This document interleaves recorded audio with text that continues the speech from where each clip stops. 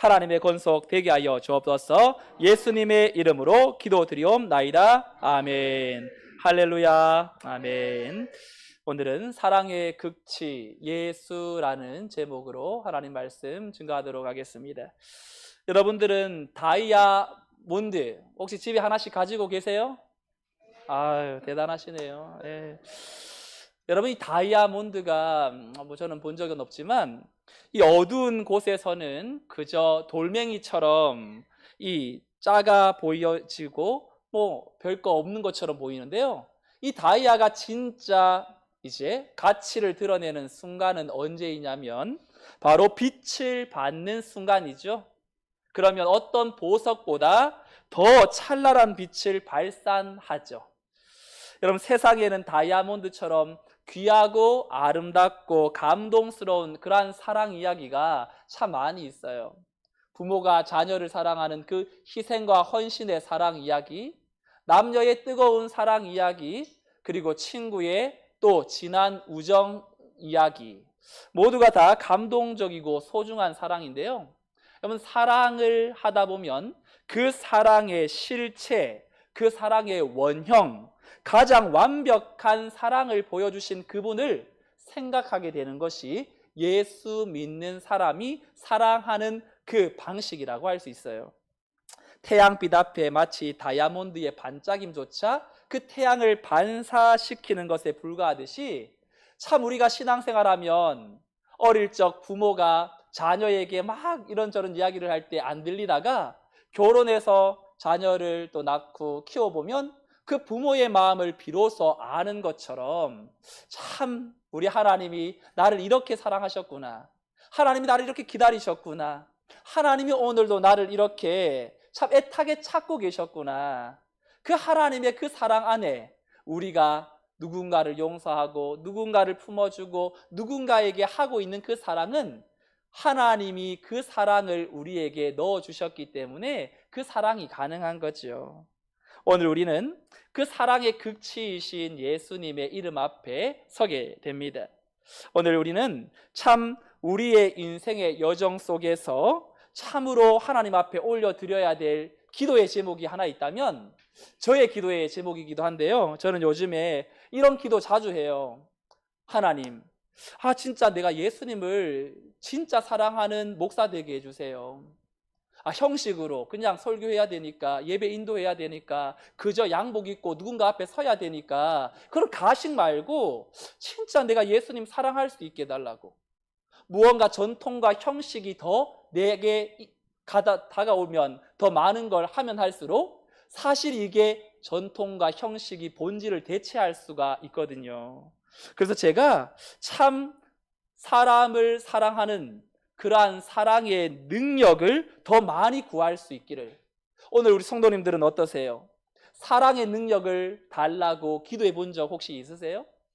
혹시 사랑보다는 눈에 보이는 이 땅에 내 삶을 채워주는 그러한 육적인 거, 그리고 또 물질적인 거, 여러 가지 우리의 이 땅 가운데의 것들을 구하지만 진짜 우리가 구해야 될 기도의 제목은요, 예수님 더 사랑하게 해달라는 그 기도가 우리 모든 교회의 성도들의 기도 제목이 되기를 소망합니다.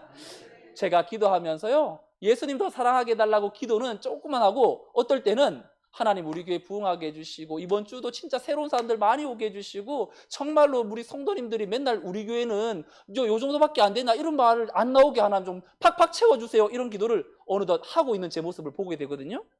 그러면 하나님이 이내 말씀하세요. 야, 이 목사야, 그거 중요한 게 아니다, 진심으로 나를 사랑해라 라고 자꾸 이 반사적으로 하나님이 알게 해주세요.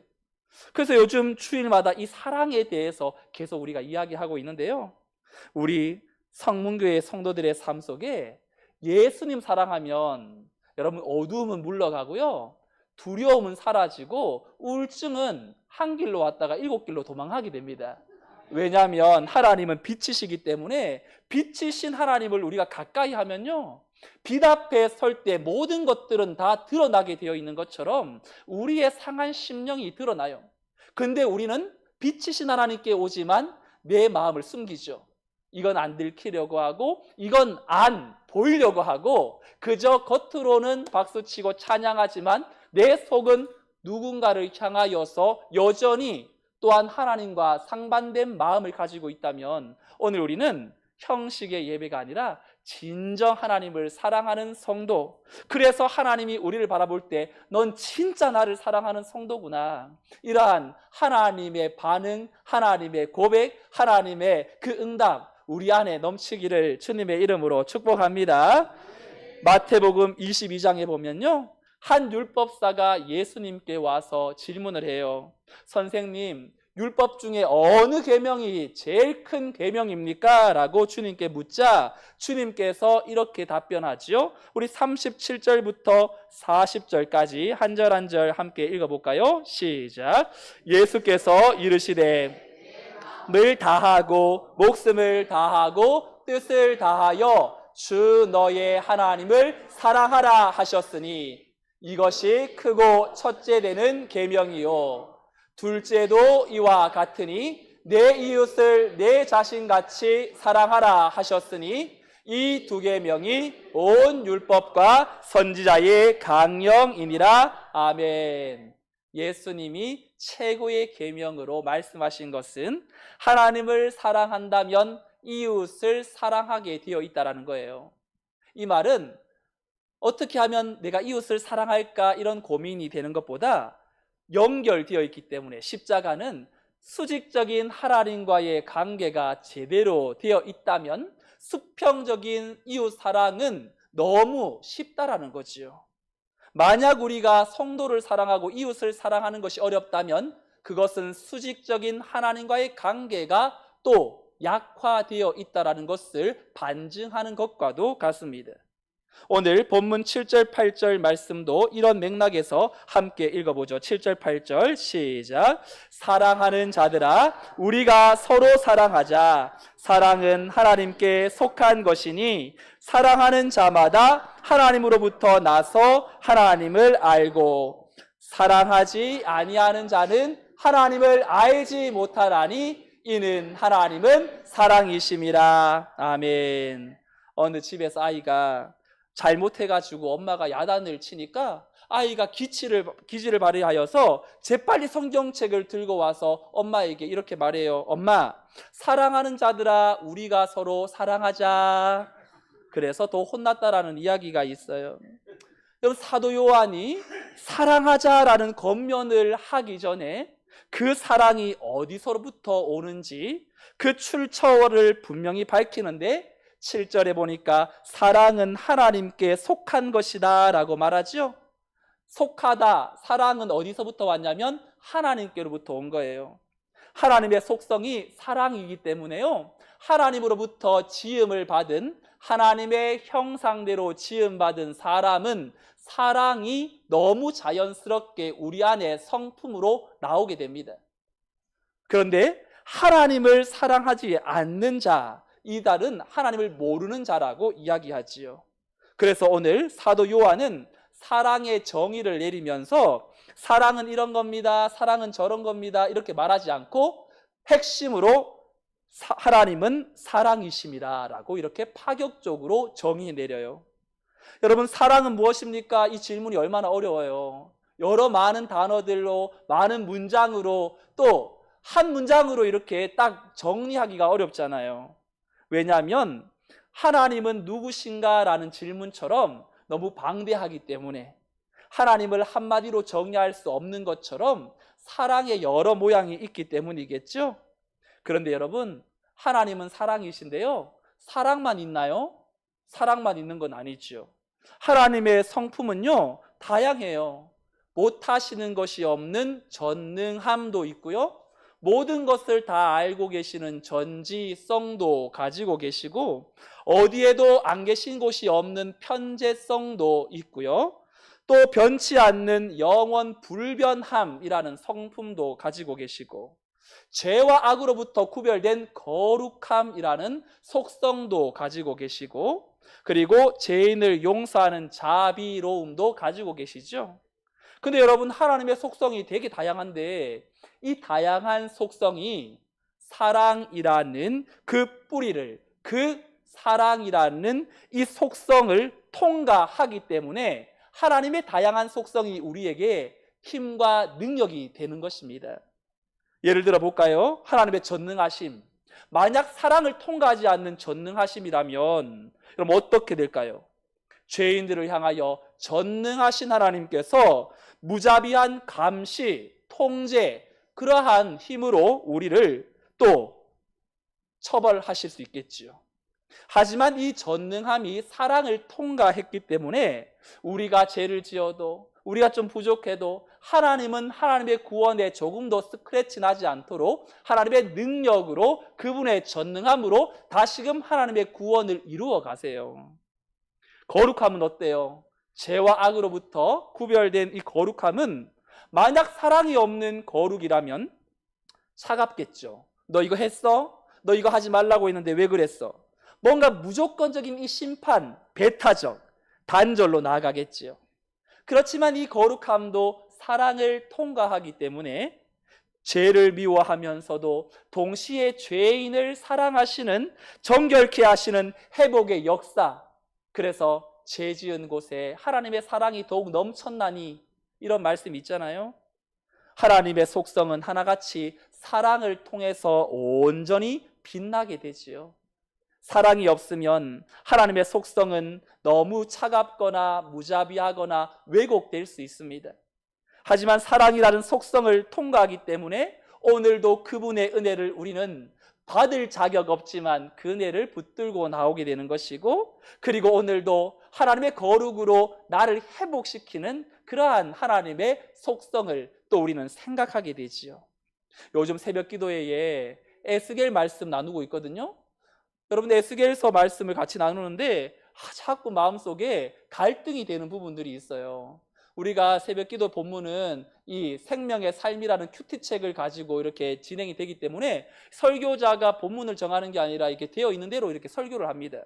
근데 요즘에 에스겔서에 하나님께서 심판의 메시지만 자꾸 말씀하는 걸 본문으로 또한 설교해야 되는 지금 시기거든요.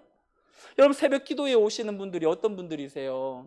아침 일찍 내 하루의 첫 시작을 하나님께 내어드리고 하나님께 은혜 받고 위로받고 격려받고 소망으로 하루를 시작해야 하는데, 설교자가 맨날 오늘은 이런 심판 저런 심판, 이거 잘못해서 혼나고 저거 잘못해서 혼나고 너희들 가만히 두지 않겠다 이러면서 하나님의 이 무자비한 이 심판의 메시지를 자꾸만 새벽에 전해야 하는 그 마음이 참 무거웠거든요.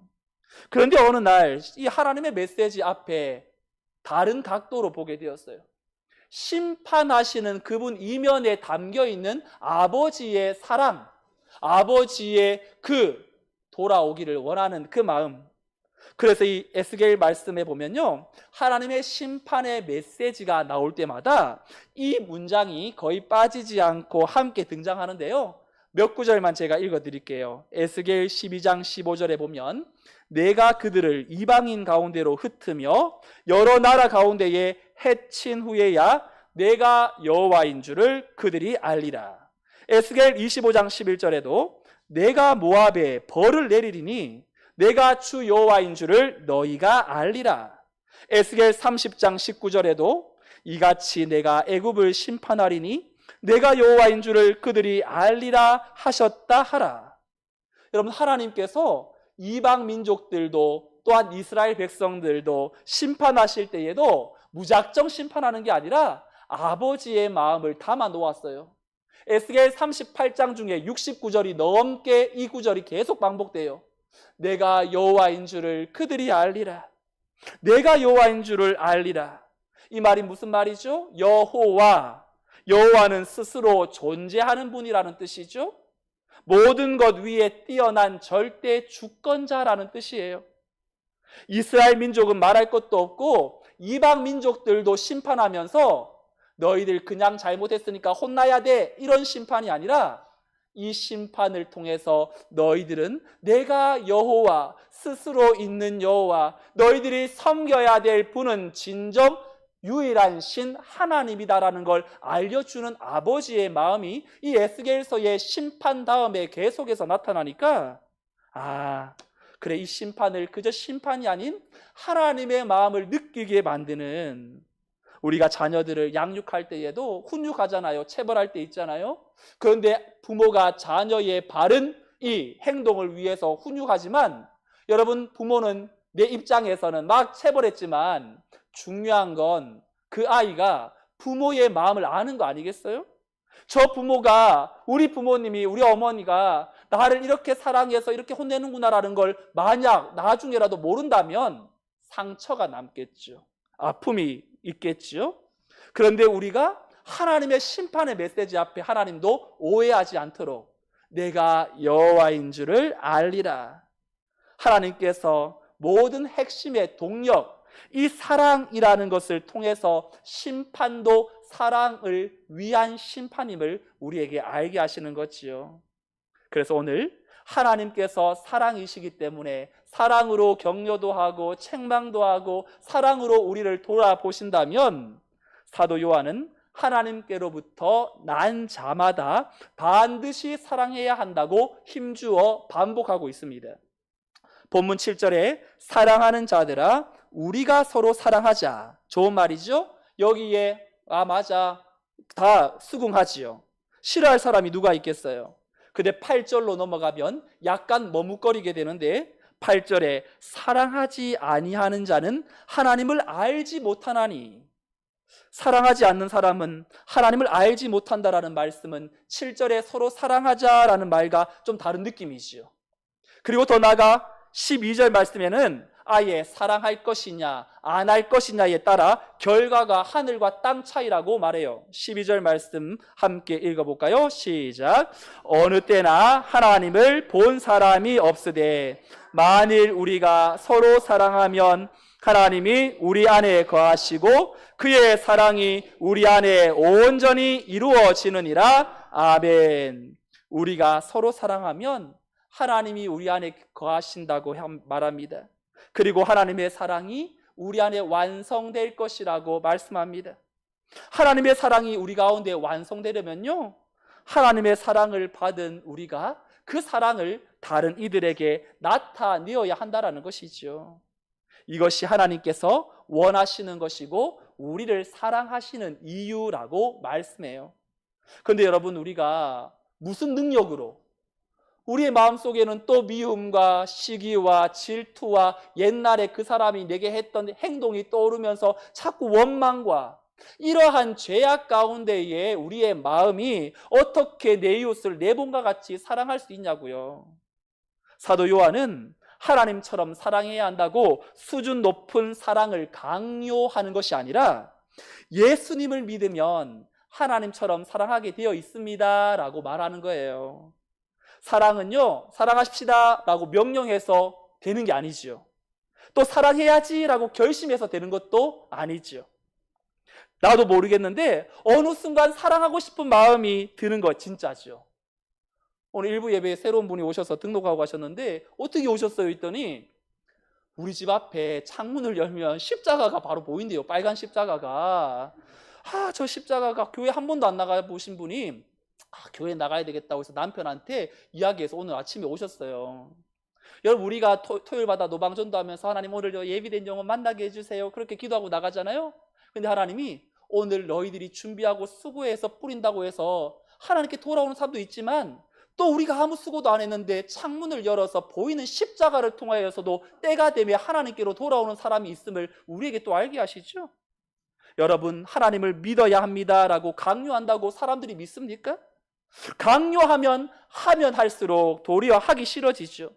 그래서 제가 새 가족이 오면 등록하세요라는 말을 못해요. 그 말 듣고 안 올까 봐.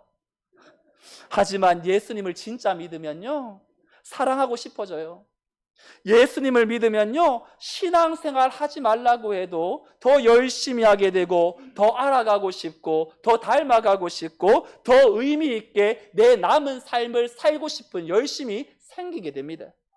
그리고 예수님을 믿으면요, 정말 사랑할 수 없는 그 사람을 긍휼히 여기게 돼요. 왜냐하면 나도 예수님에게 그러한 놀라운 사랑을 경험했기 때문이 그렇지요. 한국 기독교 역사에서 여러분 가장 강력하고 폭넓은 영적 운동이 1907년도에 일어났죠. 단순히 한 교회의 부흥이 아니라 한국 교회 전체를 변화시키고 사회 전반까지 영향을 미쳤던 평양 대부흥 운동을 우리가 너무 많이 들었죠. 평양 장대연 교회라는 곳에서 말씀 사경회가 벌어지고 있는 날, 길선주 장로님께서 그 말씀 앞에 죄를 자복하는 역사가 일어나자 너도 나도 할 것 없이 이 용서의 부흥이 또한 회개의 역사가 일어나는데, 두 집 살림을 하던 남편이 회개하고 본 부인과 화합하는 일이 벌어지고, 성실하다고 믿었던 하인들이 숨겨놓았던 죄를 회개하고 주인과 가족들이 그들을 용서했고, 한 부인이 갑자기 꺽꺽거리면서 자신의 음행함을 공개적으로 회개했는데 사회를 보고 있던 선교사님이 너무 깜짝 놀란 거예요. 왜냐하면 남편이 그 자리에 함께 참석하고 있었거든요. 그런데 그 남편이 울면서 아내에게 다가가 도리어 무릎을 꿇고 기도하면서 아내를 용서해주고, 시어머니가 며느리에게 매정하게 대한 것을 회개하고, 며느리가 시어머니를 미워하고 원망했던 것들을 고백하며 통곡하는 일들이 일어납니다. 바깥에서 이게 무슨 일인가 싶어서 예수님을 모르던 사람들이 그 광경을 보고 회개하는 역사로 한국교회가 엄청난 대부흥을 경험하죠. 그럼 어떻게 이런 일이 가능합니까? 이것은 하나님이 하시는 일인데, 먼저 하나님께서 그 아들을 통하여 이 세상을 용서하기로 작정하셨기 때문에 그 사랑의 결과로 자연스럽게 일어나는 거예요. 9절 말씀 볼까요? 9절에 이런 은혜가 우리에게 허락되었는데, 9절 시작. 하나님의 사랑이 이렇게 나타난 바 되었으니 하나님이 자기의 독생자를 세상에 보내심은 그로 말미암아 우리를 살리려 하심이라. 아멘. 하나님의 차원에서의 용서의 사랑은 추상적인 것이 아니라 역사적이고도 구체적인 사건으로 나타나는데, 그 증거가 독생자 예수 그리스도를 이 땅에 보내신 사건이죠. 그런데 사도 요한은 여기에 좀 독특한 표현을 썼죠. 하나님이 자기의 독생자를 세상에 보내심은, 누구의 독생자요? 자기의 독생자. 여러분, 여러분 이거 내 거, 내 소유, 이 내 것이라는 게 얼마나 우리에게 강하게 자리매김합니까? 그래서 내 것을 누군가에게 준다라는 건 너무너무 어려운 일이죠. 그런데 자기의 하나밖에 없는 독생자를 우리에게 주었다라는 건 그 사랑을 입체적으로 표현해 놓는 거예요. 여러분, 저는 아들이 3명이잖아요. 그 중에 누가 한 명만 달라고 하면 말 안 들을 때는 다 주고 싶어요. 그런데도 여러분, 어떻게 줍니까? 아들 한 명이라도. 근데 여러분, 하나밖에 없는 아들을 이 땅에 보내는데 십자가, 단두대가 기다리고 있는 곳으로 보내시는 아버지의 의도는 무엇일까요? 9절 말씀에 하나님이 자기의 독생자를 세상에 보내심은, 보냈다라는 이 표현을 요한복음 3장 16절에는 하나님이 세상을 이처럼 사랑하사 독생자를 주셨으니라고 표현하지요. 주신 분이 하나님이라면 우리 편에서는 그 예수님을 받은 사람들이 된 거지요. 여러분, 예수님을 받는다라는 건요, 내 안에 영원한 생명이 자리를 잡은 것을 말합니다. 영원한 생명이 내 안에 자리를 잡은 사람은요, 내 죄가 용서받았다라는 죄 사함이 있기 때문에 오늘 죽어도 영원한 생명을 누릴 것이라는 확신 때문에 하루를 더 연명하며 내일도 나 살아야 되는데 이런 구차하게 살지 않죠. 오늘 내가 죽어도 영원한 생명이 내 눈앞에 다가오며 기뻐하고 그날을 기다리는 사람으로 살아가게 되는 것 아닙니까? 그렇다면 하나님이 자신의 독생자를 우리에게 주신 이유는 무엇입니까? 그것은 독생자 예수 그리스도를 받은 자답게, 영원한 생명이 내 안에 들어온 자답게 살아가라라는 것 아닙니까? 하나님께서 왜 예수님을 이 세상에 보내셨냐면, 여러분, 예수라는 이름의 뜻 한번 생각해 보신 적이 있죠? 원래 예수님은요, 이름이 예수가 아니에요. 성자 하나님이에요. 삼위일체 하나님 아닙니까? 성부 하나님, 성자 하나님, 성령 하나님이에요. 근데 예수라는 말은 우리 때문에 생긴 이름이에요. 마태복음 1장 21절 말씀 읽어보죠. 시작. 아들을 낳으리니 예수라 하라. 이는 그가 자기 백성을 그들의 죄에서 구원할 자이심이라 하니라. 아멘. 예수님이라는 이름은요, 자기 백성의 죄에서 구원하기 위해서 하나님께서 마리아에게 이런 이름 지으라고 넣어주신 거지요. 예수님의 이름 자체가 죄 문제의 해결을 위해서 생겨난 이름이에요. 예수님은 용서의 이 하나님 아닙니까? 하나님은 우리에게 사랑을 추상적으로 말씀하지 않으세요. 굉장히 실질적으로 10절에도 이렇게 말하죠. 사랑은 여기 있으니 우리가 하나님을 사랑한 것이 아니요 하나님이 우리를 사랑하사 우리 죄를 속하기 위하여 용서하기 위하여 화목제물로 그 아들을 보내셨습니다.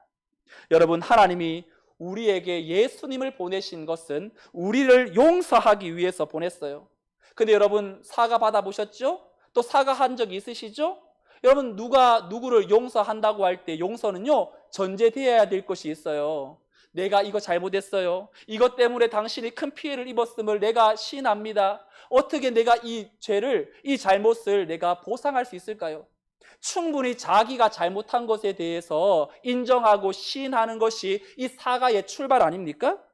그래도 하나님이 그 아들 예수님을 우리에게 보내셨을 때 우리는 어떤 상태였냐면요, 로마서 5장 8절에 보니까 우리가 아직 뭐 되었을 때에? 죄인 되었을 때에 그리스도께서 우리를 위하여 죽으셨다고 말하지요. 여러분, 우리가 아직 죄인 되었을 때에 우리를 용서했다라는 것은요, 나 잘못한 거 뭔데? 내가 왜 죄인이냐? 내가 왜 악한 사람이야? 나는 내 죄가 없다고 생각해.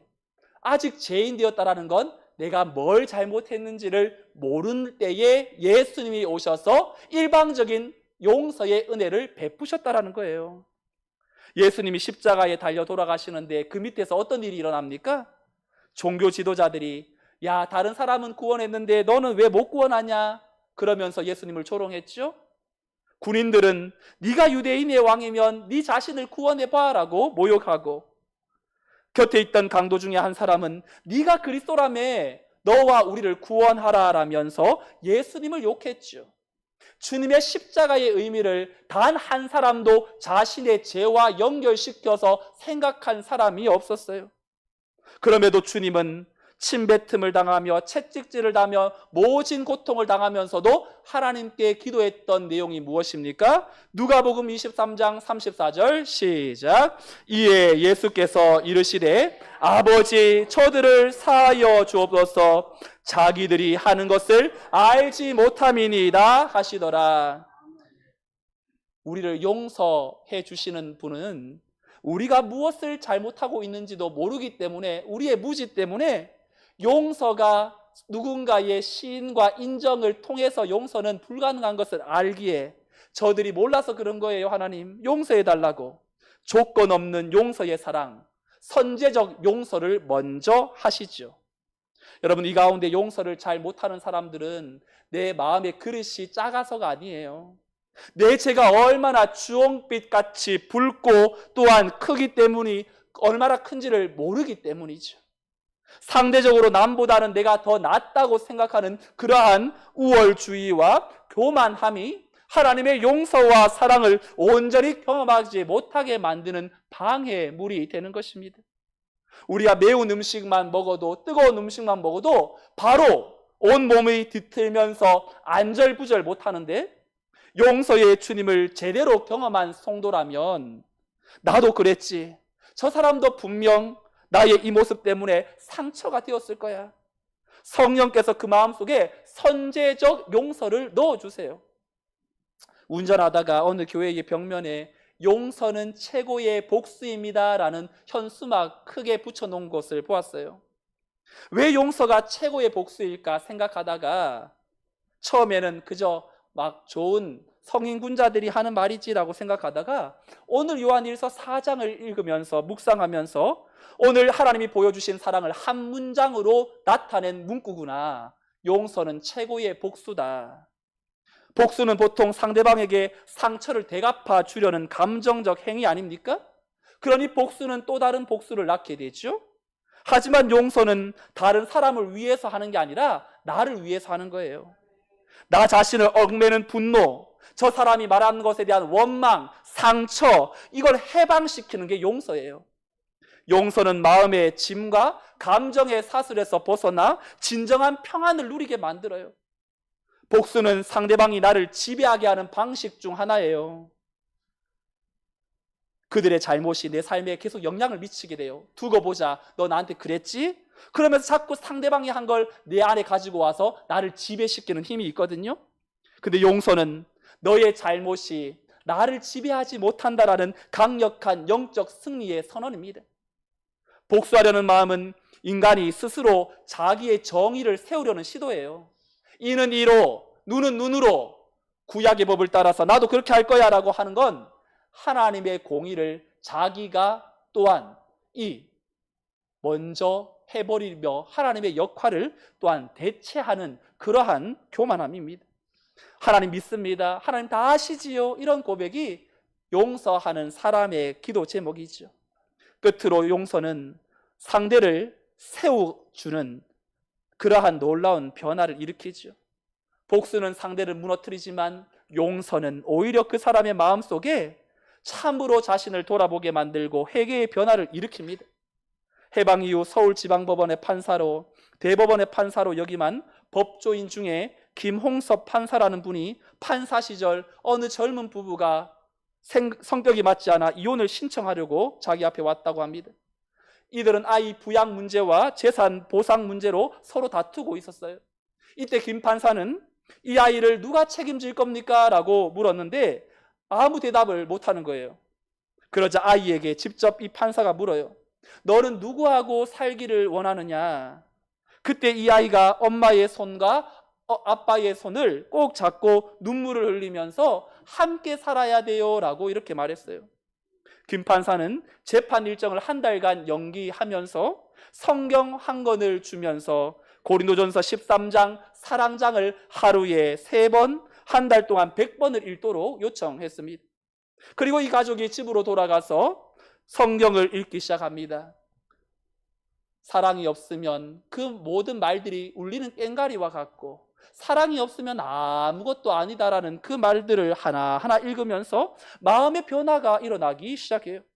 그리고 자기 중심적인 욕심을 회개하고 이혼 소송을 취소합니다. 우리가 주님을 바라보면 주님은 사랑하는 그 마음을 그 심령에 심으세요. 그리고 사랑하는 사람으로 만드세요. 그리고 하나님은 지금도 그 용서의 사람을 통하여서 하나님은 하나님을 알지 못하는 사람에게 하나님의 사랑을 드러내고 계십니다. 인생에 있어서 가장 위대한 일은 하나님의 사랑의 통로가 되는 것이 아닙니까? 하나님은 사랑의 사람을 주목하십니다. 이 한 주간 여러분 오늘 말씀을 통하여 생각나는 그분이 있다면 먼저 내 마음 깊은 곳에 용서의 사랑을 허락하신 하나님을 뜨겁게 만나게 해달라고 기도하시고, 그리고 그분을 위하여 기도를 시작하십시오. 그리고 이 한 주간 용서뿐만 아니라 주님의 헌신과 희생을 어떠한 상황 가운데에도 주님 그 사랑, 하나님을 사랑하는 자는 형제를 사랑하게 되어 있다고 말씀하셨으니 나는 하나님을 사랑하니 그 사랑이 너무 자연스럽게 이 한 주간 어렵고 힘든 시기를 지나가는 가운데 우리 성문교회 성도들의 섬김과 수고와 용서의 사랑이 주변을 아름답게 살려내고 하나님의 사랑을 아름답게 나타내는 통로로 쓰임받기를 우리 주 예수 그리스도의 이름으로 축원드립니다. 아멘. 다 같이 자리에서 일어나셔서 말씀을 생각하면서 이 땅에 오신 이유 함께 찬양하겠습니다.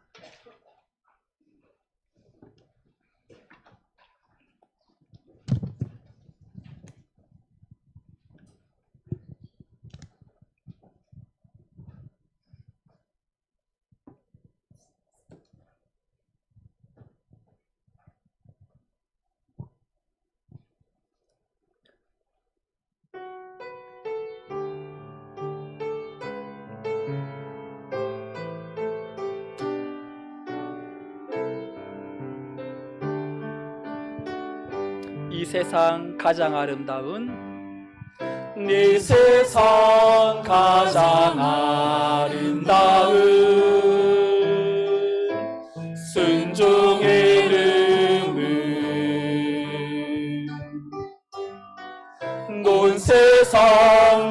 다시 빛나게 한 생명의 눈물.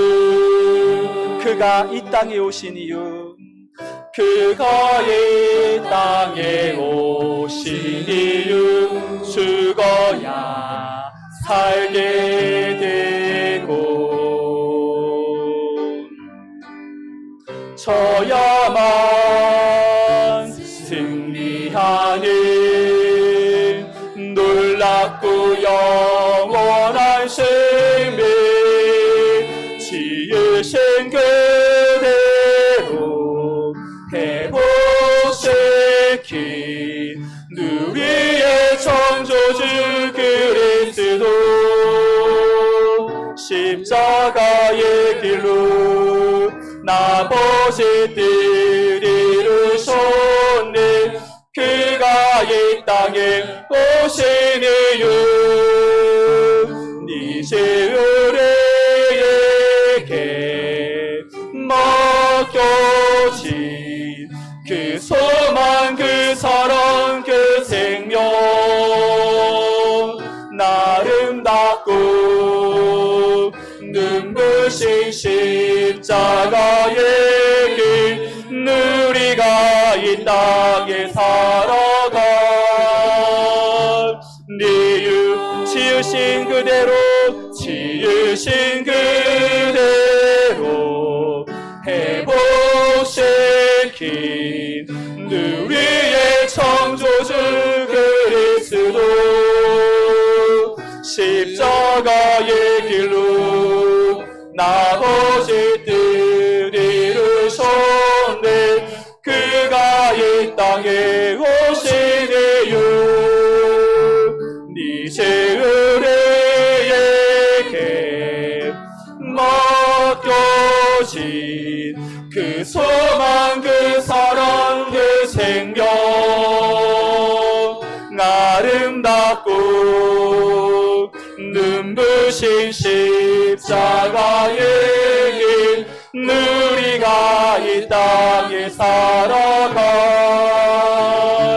이유. 우리 함께 이 시간 기도하겠습니다. 오늘 용서의 사랑, 그 아들을 이 땅에 단두대로 보내면서 그 아버지의 사랑을 용서로 나타내셨던 그 주님의 그 사랑을 우리 마음 깊은 곳에서도, 하나님, 나 예수님 진짜 사랑하는 거 맞습니까? 나 하나님 진짜 사랑하는 거 맞습니까? 형제 사랑 왜 이렇게 어렵습니까? 내게 먼저 아버지의 그 용서의 사랑이 얼마나 크고 놀라운지를 경험하게 해주시고, 이 한 주간 가운데 내가 만나는 이들에게 정말로 하나님의 그 사랑을 흘려보낼 수 있도록 상처와 원망과 분노에 묶이지 않고 주님의 사랑으로 자유함을 누리며 작은 예수로서 사랑을 흘려보내는 통로로 살아가게 하여 주옵소서. 험악한 세상, 사랑 없다고 말하는 이 세상, 성문교회가 사랑의 교회가 되게 하여 주시고, 성문의 모든 성도 한 사람 한 사람이 사랑의 성도가 되게 하여 주옵소서. 통성으로 함께 기도하겠습니다. 하나님 아버지, 우리를 사랑하여 주셔서 그 아버지의 그 사랑을 우리에게 보내어 주신 것 감사합니다. 우리가 오늘도 그 아버지의 그 사랑을 놀랍도록 다시 한번 확인했으니 그 사랑을 가지고 세상 가운데 나아가게 하여 주시며, 모든 사람들을 향하여서 아버지의 그 사랑이 오늘 내게 흘러온 것처럼 그 사랑을 나타내고 전달하며 용서로, 사랑으로, 섬김으로 나아가게 하여 주시옵소서. 우리 교회가 외적인 하려함이 아니라 용서함에 있어서 결코 실패자가 되지 않게 하여 주시고, 소망의 주 하나님을 바라보게 하시고, 구원의 놀라운 능력의 주님을 바라보게 하여 주옵시며, 사랑과 용서가 넘치는 공동체로 하나님의 영광이 온전히 나타나는 아름다운 교회로 세워져 가게 하여 주시옵소서. 성도 한 사람 한 사람이 하나님의 복음 앞에 바로 서게 하시고, 믿음의 주님을 견실하게 붙들고 승리하는 성도들로 사용하여 주시옵소서. 이 한 주간 아버지의 그 사랑을 아름답게 흘려보내야 될 모든 성도들의 삶에 우리 주 하나님의 그 크신 사랑과 은혜가 나타나게 하시고, 예비하시는 내 반응 앞에 설 수 있도록 우리의 삶을 붙드시고 예비하시는 내 앞에 나아가게 하여 주옵소서. 성령으로 이끄시고 도우신 하나님 앞에 설 수 있도록 우리의 심령 주님 앞에 나가 믿음의 주님을 온전히 경험할 수 있도록 은혜 내리워 주시옵소서.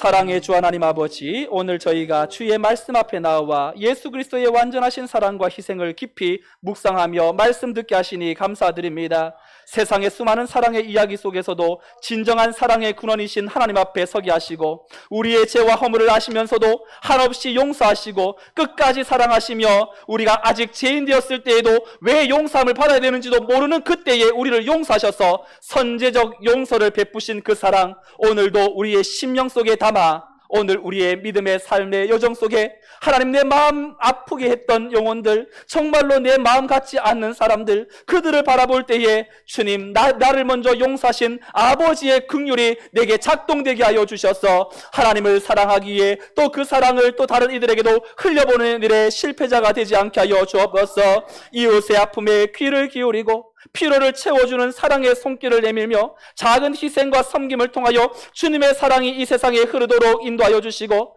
지금 상처받고 갈등하며 마음이 무너진 이들에게 성령의 위로와 평강이 임하게 하여 주사 그들이 주님의 사랑 안에 회복되고 마음의 짐에서 자유하게 하여 주셔서 우리 모든 성도들이 아픈 마음의 상처를 그냥 거기에 매어 있는 것이 아니라 용서는 최고의 복수라는 그 사실 앞에 흘려보내고 나타내므로 하나님의 그 사랑이 이 한 주간도 우리를 통하여서 나타내므로 하나님의 그 올라온 용서의 사랑이 오늘 우리를 통하여서 작은 예수로 한 영혼 한 영혼을 주님 앞에 품고 기도하며 하나님 앞에 아름답게 영혼 사랑함으로 나아가는 복된 이 한 주간이 되게 하여 주옵소서. 이제는 우리 주 예수 그리스도의 은혜와 하나님의 크신 사랑과 성령님의 인도 보교통 충만 역사하심이, 하나님 더 사랑하기를 원합니다. 하나님, 내 마음 가운데에 좌정하사 그 사랑이 자연스럽게 억질로 하는 것이 아니라 즐겨내는 마음으로 하나님의 속성인 그 사랑을 우리의 심령에 담아 그 사랑을 흘려보내야 될 우리 모든 성도들의 삶과 가정과 자녀와 생업 위에 육신의 고통과 아픔 있는 성도들과 또한 이 나라 민족 열방 위에 이제로부터 영원토록 함께 있을지어다. 아멘.